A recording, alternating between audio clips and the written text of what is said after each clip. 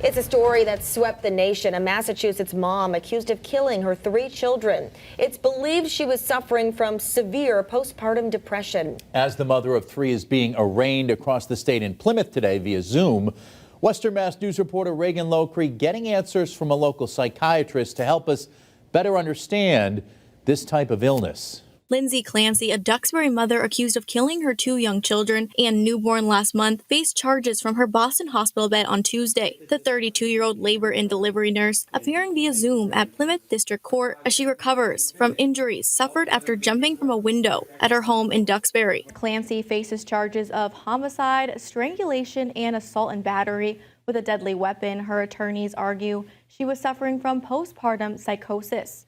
So Western Mass News decided to get answers on the symptoms associated with this type of mood disorder. Vice Chair of Psychiatry at Bay State Health, Stuart Anfang, tells Western Mass News experiencing the baby blues is not uncommon for new moms. In fact, he tells us postpartum depression affects around 15 to 20% of new moms after they deliver. Some of it is related to the changes in hormones after pregnancy, and some of it may be related to obviously the stress and the changes of having a newborn baby. However, postpartum psychosis is much more rare and affects somewhere around 1 in 1,000 women. Anfang says the biggest difference in postpartum depression versus psychosis is the severity of the symptoms. Postpartum depression symptoms include things like isolation, suicidal thoughts, poor sleeping or eating, irritability, feelings of hopelessness, or not being able to bond with your baby. And when the depression becomes more severe, Dr. Anfang explains, it can turn into psychosis, which is recognized through symptoms of paranoia, delusions about themselves or the baby, thoughts of harming themselves or the baby, hallucinations, or being out of touch with reality. Severe delusions about themselves,